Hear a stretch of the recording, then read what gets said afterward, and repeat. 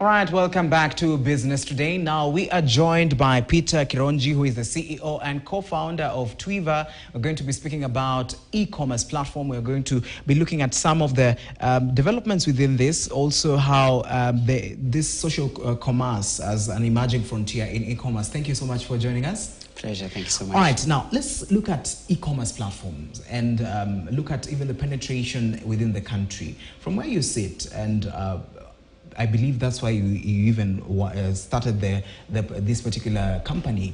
What is the market like when you look at the e-commerce platform? Yeah, I think the first thing for us, the Kenyan market, is the penetration of smart devices, and of course things like internet penetration. And these are the things that are driving the adoption of e-commerce within the country. So there's the infrastructure that's powering that, all the way to the cost of data that have significantly reduced.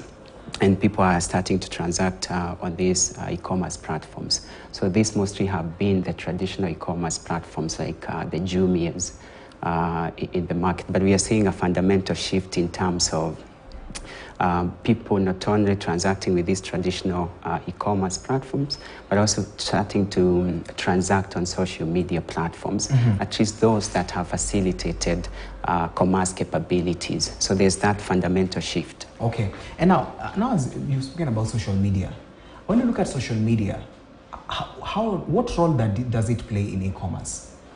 Yeah, so before we even get to sales conversion, which is what most e-commerce platforms are doing, yes, there's the branding and, of course, the brand awareness of these businesses, all the way to the goods and the services that they are selling. So what social media has done is to offer an infrastructure to raise awareness so that people know that you exist as a brand, or you have the goods and the services that you're producing or providing before they can transact with you.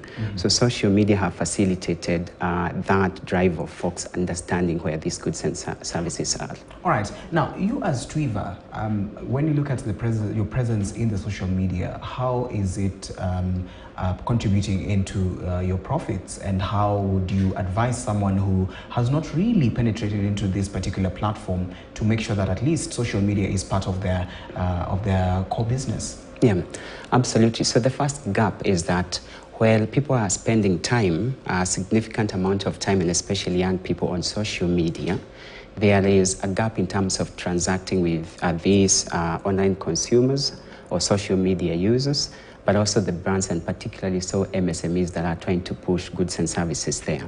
Because today, if you saw a product that you wanted to buy on Facebook, it's not a good user experience in the sense that you have to find their phone number, call them, ask them how much it costs, whether they fulfill, ask for size 5 or size 2.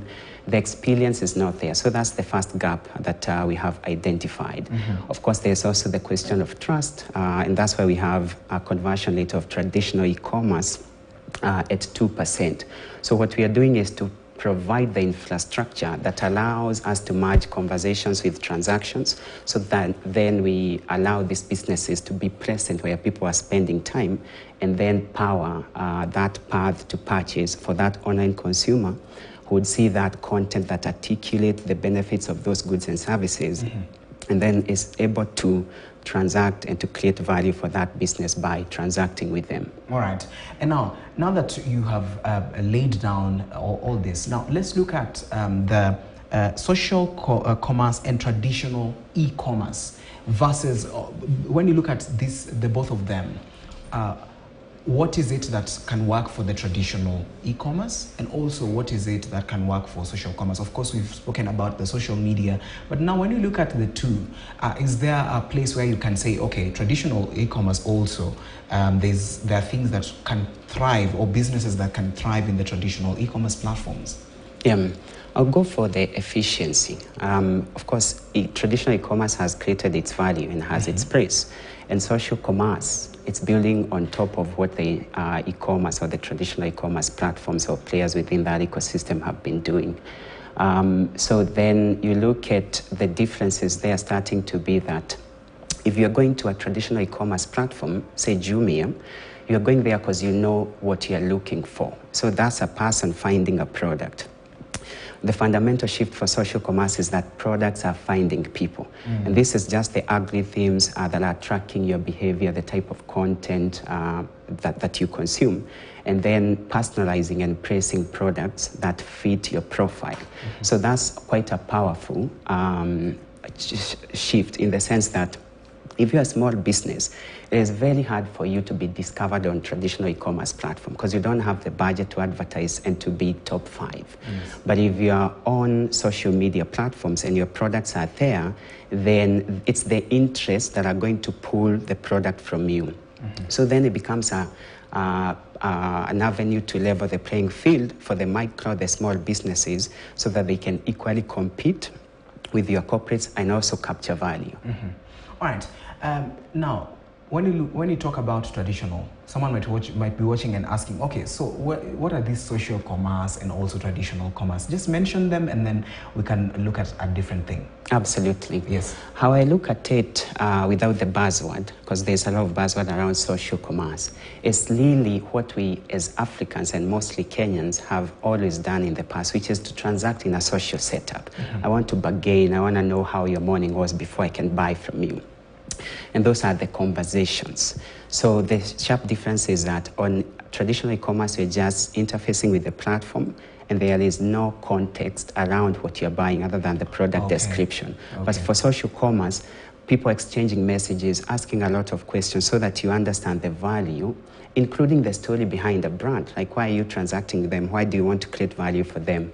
So that's the fundamental differences between the e-commerce and social commerce. And it's not just social media, but also the social setup. So social commerce really is transacting in a social setup, and of course that then entails the social media platforms because they are facilitating these social conversations that people are having. All right, very well said. Now, as we finish this conversation, let us look at the role of social media, the role of the influencers and also resellers who sell these things. All right, just sum them up and give us their roles and also the growth of this particular industry of social commerce, because it seems that is where we are going forward. Yeah. Absolutely. So the influencers are nowadays, they are calling themselves content creators because that's what they do and they are quite good at. They become the players within that ecosystem that really spend a lot of time there and have built massive communities and followership. And then they become the driver between the brand, or the interface between the brand and that community. So they are powering that personalization. If I'm on YouTube and I create makeup tutorials, then I'm going to attract a community that cares about beauty and makeup. Then on this side, I can easily push, say, a makeup product, say a lipstick. So they are the people who are powering these conversations. They are also powering that integration and facilitating that transactions. Of course, there has been a fundamental shift. Traditionally, has been celebrity influencers, the mega influencers. And then the industry has classified the small ones to micro to nano. And the nano is you and I. You have just a followership of, say, 2,000. And that's enough for you to be able to actually capture value by reselling and retaining a commission out of the goods that you're pushing. All right, Peter, I have to stop you right there. Our time is almost up. That is Peter Kironji, who is the CEO and co-founder Twiva, speaking to us about social commerce, which is a very interesting aspect. We interact with this almost every day on our phones. All right, thank you so much for joining us. All right, I'm going now to leave you with this particular story. Now, the beauty pageantry